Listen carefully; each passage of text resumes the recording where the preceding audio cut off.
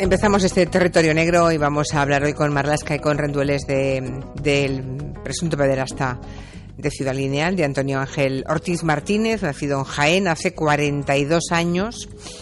Joven, muy joven, por cierto. Separado, con un hijo de 17 y que fue el enemigo público número 1 desde que empezó a atacar niñas en Madrid hasta 8 menores, intentó secuestrar 8. Bien, 3 de esas niñas y un centenar de policías han sido claves para detenerlo y enviarlo a la prisión. Hoy en ese territorio negro, aliviado, por cierto, también de reconocimiento hacia los policías, hacia las niñas y sus familias, Luis y Manu van a contarnos cómo fue la caza de este individuo y qué trucos empleó él para despistar a los investigadores. Digamos que ya está en la cárcel, Antonio Ortiz Martínez, en la cárcel de Soto del Real. Se le acusa de 5 agresiones sexuales, 5 intentos de secuestro, 2 intentos de asesinato y varios delitos más. Se cierra una investigación contra un depredador que se inició en el mes de abril, cuando atacó entonces a una niña española, ¿verdad? Ese día empezó la operación Candy. El 10 de abril, 8:30 de la tarde, se lleva a una niña madrileña de 9 años que estaba a la puerta de una tienda de chucherías de la calle Cidamón. De ahí el nombre de la operación, Candy, que es caramelo en inglés, chuchería. 5 horas después, la cría fue encontrada por un vecino junto a una boca de metro en Canillejas, a 4 kilómetros más o menos del lugar del rapto. Lo que cuenta la niña desata todas las alarmas entre la policía, entre los investigadores de la Brigada de Policía Judicial de Madrid. La han drogado, haciéndole tomar unas pastillas, la han llevado en coche a un piso vacío y la han duchado, entre otras muchas cosas, antes de dejarla en la calle. Esta niña, por cierto, es una superviviente, es una auténtica heroína, porque sin ella no se hubiera llegado tan pronto a detener al pederasta. Sí, los policías, y son gente bastante curtida, están fascinados con ella, enamorados de ella. Parece más niña de lo que es, más cría. Quizá por eso se la llevó el pederasta, que buscaba a niñas más pequeñas, de 5, 6, 7 años. Y gracias al mimo y al talento también de una mujer policía, que fue casi su guía, su compañera de juegos durante todos estos meses, la cría fue abriéndose y contándolo una experiencia terrible, pero sobre todo dando detalles que han servido mucho a los investigadores. Por ejemplo, contó que había vomitado en el piso del secuestrador y que, como tenía pánico de él, había ocultado parte de ese vómito entre un armario y la pared del piso, el lugar donde ahora se han encontrado restos biológicos que se están analizando y pueden ser definitivos. Imagínense, él no lo supo, pero ella sí que recuerda exactamente dónde vomitó, ¿no? Claro, pero la pregunta que yo me hago, y los oyentes también seguro, es ¿cómo se interroga a una niña de 9 años que ha estado 5 horas en manos de un criminal así? O sea, ¿cómo se consigue que lo que cuenta sea la verdad? No se le interroga, No, es algo bastante alejado de eso. Uno de los investigadores nos explicaba que si tú a la niña le preguntas, ¿el coche era marrón? La niña te dice que sí, por agradar, por ayudar, porque lógicamente al policía le ve como una autoridad, ¿no? Así que hay que dar muchos rodeos. La cría eligió como confidente, como cómplice, a una mujer policía muy acostumbrada a estos casos, una inspectora del SAF, y entre dibujos, juegos y helados, la cría iba aportando datos. Por ejemplo, dijo que el coche era de 2 puertas porque el pederasta tuvo que echar para adelante el asiento cuando le ordenó que pasara a la parte de atrás. Luego, cuando ya le había dado las pastillas, recordó que se había mareado y que apoyaba la cabecita en la ventanilla del coche. Y así, desorientada, y en el coche de un desconocido, recordó también que había viajado durante unos 10 minutos, que veía en la ventana un número, el 0047, y que había entrado en un garaje y subido un ascensor de donde escribió hasta el panel de botones con los pisos, que la habían bajado en un 4.º piso y que dentro había cajas de cartón, una de ellas de una marca de vino, y que la ducha no tenía mampara. Y la casa donde este hombre está acusado de llevar a esta y otra niña es en efecto un 4.º piso, tiene garaje, tenía cajas de cartón semivacía y la ducha no tenía mampara. Bien, en cuanto a ese número que la niña recordaba, el 0047, cuando estaba apoyada en la ventana, que es parte de la matrícula. ¿Qué es no podía ser la matrícula del coche, tal y como estaba ella. Los agentes reconstruyeron esa parte y solo encontraron un número que se puede ver si uno apoya más o menos desorientado la cabeza en la ventanilla de atrás de un coche. Esas 4 cifras es el número de homologación ante los rayos ultravioleta de las ventanillas del coche, en este caso de 2 modelos de un coche Toyota. Y se empezó entonces a investigar a esos modelos, de los que había 78.000 en España. Bueno, pero fue importante también el número, ¿no? Sí. Porque hoy se está desmontando el Toyota. La policía está trabajando hoy con ese Toyota. Lo han encontrado. ¿Ah, sí? ¿Lo han encontrado ya? Sí. Hoy. Ajá, perfecto. O sea, lo han encontrado. Bien, pero fíjense, la niña recuerda el 0047, me parece extraordinario. La policía partía pues con 2 ideas para localizar a este criminal. Un delito tan grave como este secuestro no podía ser el primero de su vida y debía conocer bien el barrio, claro. Su piso franco tenía que estar cerca de allí. Y las 2 se han demostrado ciertas, En cuanto al lugar, ya explicamos aquí una tarde el círculo de Canter, la teoría del círculo de Canter. Sí. Si unimos en una recta los 2 lugares más lejanos entre ataques y abandonos de niñas y hacemos un círculo, utilizando esa recta como diámetro, dentro de esa circunferencia, de ese círculo, tiene que estar la vivienda del criminal. Y Ortiz, efectivamente, tenía una habitación en casa de su madre, en la calle Monteragón de Madrid, y la vivienda donde está acusado de llevar a 2 niñas está en la calle Santa Virgilia. Impresiona ver en un plano de Madrid lo cercanos que están esos 2 lugares del asalto a esta niña española. Y en cuanto al historial criminal, efectivamente, tampoco era la primera vez. Aquí creo que vamos a empezar por lo menos a inquietarnos, ¿eh? Sí. ¿Qué historial de abusos tiene este individuo? Pues hace 21 años, es decir, en 1993, fue detenido por agentes de la Guardia Civil y se le acusó de un delito de abuso a menores, pero la cosa no llegó a juicio y no sabemos por qué, la verdad. Hemos sido incapaces de encontrar nada en las bases de datos de la Guardia Civil. O sea, le acusaron, pero no le juzgaron. Sí, no, y además se sabe muy poco porque en aquella época no debía estar informatizados todavía los archivos y es muy complicado sacar información. 5 años después, en marzo del año 98, cuando era ya padre de un crío de 1 año, atacó a una niña de 6 años a la salida de un colegio en el barrio de Fuencarral, al norte de Madrid. Hemos leído la sentencia, que es del año 2000, en la que él se aceptó culpable y fue condenado a 9 años de prisión, y esa sentencia es prácticamente un calco de lo que está acusado de hacer ahora. Cogió a la niña con un truco sobre que su madre le había dado unos bañadores, Igual. la metió en el coche y abusó de ella. La liberó solo 1 hora después. Bien, como decíais, fue entonces condenado a 9 años, pero la verdad se cumplió menos de 7 y nada, volvió a la calle. Imagino que habrá una explicación para esto. Sí, pero no te va a gustar, ¿eh? Consiguió permisos de salida y estuvo fuera de la cárcel todos los fines de semana desde julio del año 2006 hasta noviembre del 2008, cuando recuperó la libertad completa, digamos. Los expertos de prisiones y el juez recomendaron que no le dieran permisos, pero los jueces de la Audiencia de Madrid, a los que recurrió él, certificaron que había progresado textualmente en su conducta y le dejaron en libertad. Que por cierto le duró muy poco, porque en algunos gimnasios que frecuentaba entonces conoció a un grupo de matones búlgaros, a los que la policía llamaba los rompecostillas, Ya. y en noviembre del año 2009 fue detenido y acusado de participar en una brutal paliza en Valencia a otro ciudadano búlgaro que al parecer se había negado a devolver una deuda. Bueno, entonces vuelve a prisión, pero tampoco fue condenado por esa paliza en la que colaboró. Y sale a la calle en junio de 2011, hace 3 años, y poco después una mujer que era su pareja también le denuncia por malos tratos. Bueno, ¿todo esto es legal, se supone? Sí, ¿Toda sí. su historia carcelaria Legal y demás? sí que es. Es legal. En Ya. cuanto al error de los jueces de Madrid, en España se utilizan 2 sistemas para medir si un violador de niños está recuperado y darle permisos. Uno, que haya cumplido 3/4 partes de la condena, y otro, absurdo, completamente absurdo, es que se haya portado bien en la cárcel. Ya. Evidentemente, los pederastas tienen un comportamiento ejemplar en la cárcel, porque tienen miedo de otros internos, de la ley del maco, de la ley del talego, viven aislados y buscan la protección de La ley funcionarios, no del dan ningún maco problema, debe ser que le hagan lo que le han hecho a él, ¿no? Sí. limpian la Vale. celda, son muy obedientes. Y por otro lado, ¿cómo podría portarse mal o reincidir un violador de críos en prisión, ¿no? Ortiz, por ejemplo, nunca aceptó someterse a ninguna terapia de rehabilitación, ni dentro ni fuera de la cárcel. Son voluntarias, por otra parte, de agresores sexuales.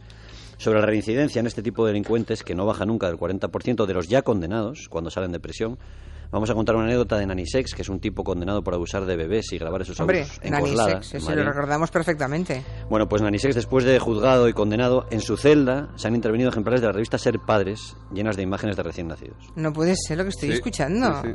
Pero cómo le... Pero bueno, para que luego digan que se está rehabilitando, ¿verdad? Ese desgraciado. Bueno, volvamos a la operación Candy para cazar a este pederasta. La niña española en cuestión dio datos muy valiosos, pero en junio este individuo rapta a otra niña. Esta vez sí que es muy pequeña, tiene 6 años, es de origen chino y lo hace en la misma zona.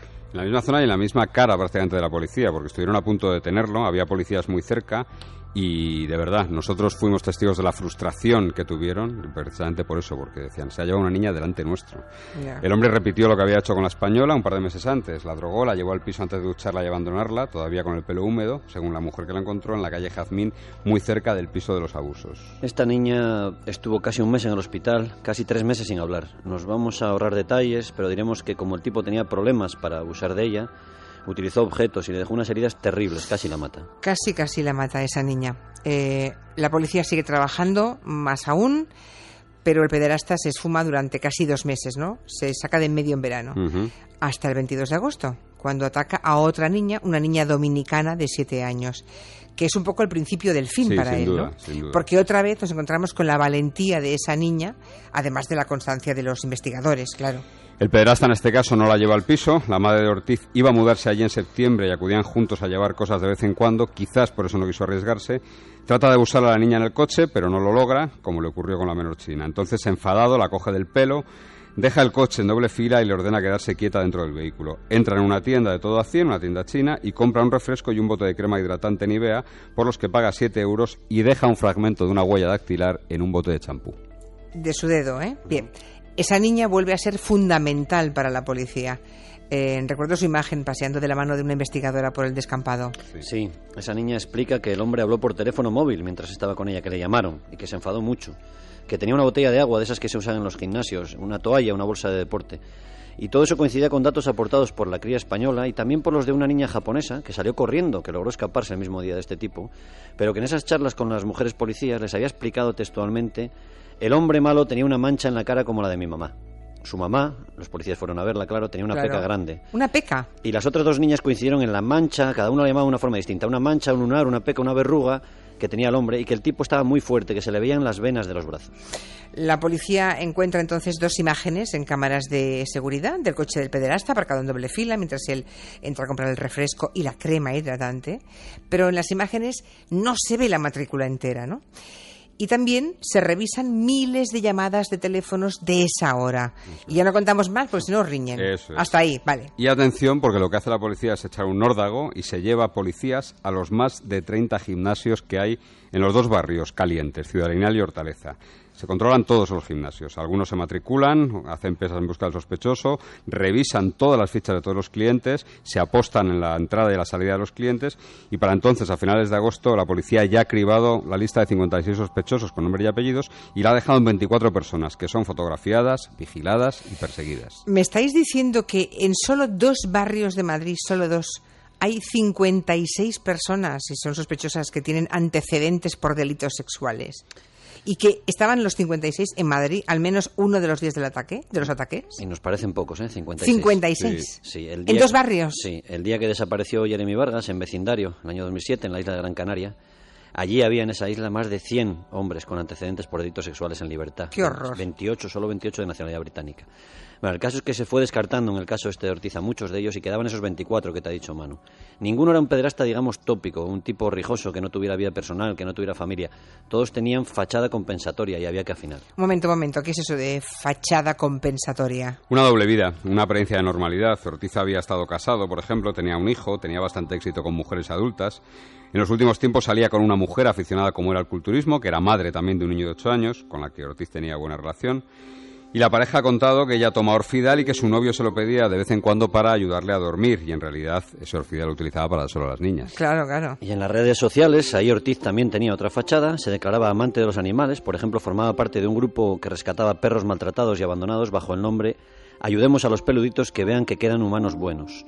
2 semanas después de atacar a una de sus víctimas, Ortiz firmó una iniciativa a favor de prevenir el cáncer de mama, y 10 días después de torturar a la niña china, firmó a favor de la petición de una madre en Change.org, en la que se criticaba una mutua de seguros por quitar la ayuda a un crío, a un chaval, a su hijo discapacitado.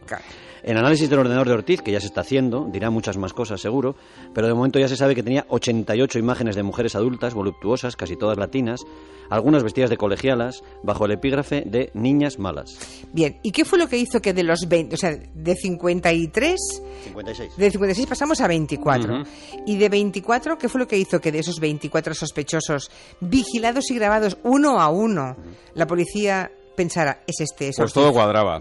La verruga de su cara, la musculatura. Le vieron un policía de atracos, de la sección de atracos, que voluntariamente, por cierto, muchos policías de la brigada se ofrecieron para, al acabar su turno, unirse al dispositivo para cazar a este tipo. Bueno, pues uno de ellos le vio en uno de los gimnasios vigilados, por cierto, muy cerca precisamente de la central de la policía. Había vivido en el barrio este tipo, iba a dormir a casa de su madre, que tenía un piso vacío en la zona. Conocieron sus antecedentes, comprobaron sus teléfonos, sus coches, porque había cambiado cuando algunos periodistas publicaron que su coche ya estaba identificado. Se cortó el pelo cuando se dijo que era canoso y con flequillo. Y una tarde de finales de agosto, 2 agentes le piden el DNI a la salida del gimnasio, como si fuera algo rutinario. Ortiz se lo enseña y después de que los agentes se disculparan le dijeron: ¿qué vas a coger el coche? Y él les contestó: no, yo no tengo coche. Estuvo 2 horas caminando sin rumbo por el barrio, seguido por 2 policías de paisano, hasta que se hizo de noche y entró en su coche, entonces un Audi, donde se metió a dormir esa noche. Y, por supuesto, el Audi ya estaba tocadísimo por la policía. Él coge el Audi, decide huir a Santander, pero llevaba, ¿cómo se llama? El rabo puesto, ¿no? El rabo es la baliza. El coche ya estaba, la baliza, pues eso. Es un dispositivo que está colocado en el coche para que no pueda moverse sin que la policía lo sepa, para que no lo pierdan. Llega a Santander, se refugia en casa de unos tíos y así vigilado habla con su pareja desde allí, a la que prometía sexo duro y también amenazaba por teléfono. Hasta que el pasado miércoles a las 7:37 de la mañana, un grupo del GEO le cayó encima y le puso los grilletes. Pues yo creo que tenemos que terminar felicitando a esos policías, mostrando nuestra admiración y nuestro respeto y mandando un abrazo a esas niñas y a sus familias que han hecho, yo diría, mucho más de lo humanamente exigible para acabar con esta pesadilla, porque sin esas niñas que, a pesar de lo que han vivido, han sido capaces de dar tantos detalles, seguramente no habrían dado con él. Y que ellas no han terminado, ¿eh? Su colaboración con la justicia de las niñas no ha terminado. Una de ellas, jugando con su papá, hacía en casa un retrato robot, lo hizo. Fabricó un retrato robot en casa con su padre, que es clavado a Ortiz, ¿eh? Ahora deberán declarar si le reconocen, algunas es posible que vaya hasta el piso. Y en cuanto a los policías, hubo quien durmió varias noches en la jefatura de Madrid, también quienes dejaron de ver a sus propios hijos y quienes se ofrecieron voluntarios, como te decía Manu, para patrullar parques y calles madrileñas fuera del horario de trabajo, ¿no? Uno de ellos, que es un buen amigo de hace unos cuantos años, un tipo muy especial, al que vamos a llamar Nino, cuando esta semana le dimos la lata y le felicitamos varias veces, le quitaba importancia y el sábado todavía nos decía: venga, que esto sigue, acabamos de pillar 25 kilos de cocaína. ¿Os he contado lo de la ruta marroquí de la cocaína? O sea que ya ha cambiado de tema. Está otra cosa. Bueno, si ha pillado 25 kilos de coca no está mal. Ya está otra cosa. He leído en algún medio que está intentando como adelgazarse el presunto pederasta, ¿verdad? Yo creo que no come nada porque quiere cambiar de... No es verdad. No es verdad, porque el tiempo que estuvo por lo menos el tiempo que estuvo a disposición de la policía, esas 72 horas, comía perfectamente, desayunaba, cenaba. El problema es que me imagino que este tipo está ciclado, lleva un ciclo de anabolizantes y cuando tú interrumpes ese ciclo te desinflas como una colchoneta prácticamente. Ya. Entonces probablemente esa pérdida de peso venga dada por la falta de ejercicio y por la falta sobre todo de anabolizantes, de esteroides y de lo que se enchufe, vamos. Bueno, pues os agradezco muchísimo a los oyentes, ya os felicitan por Twitter, como siempre, por la crónica pormenorizada y rigurosa de esta historia. Ya te dijimos hace unas cuantas semanas que algún día pues esperábamos poder contar todo lo que durante este tiempo callamos, bueno, pues por prudencia y porque era necesario y porque había un bien mayor, un bien superior, que era detener a este malnacido, desde luego. Gracias, Manu. Adiós, Luis. Gracias. Adiós. Hasta luego. De 4 a 7 en Onda Cero, Gelo, con Julia Otero.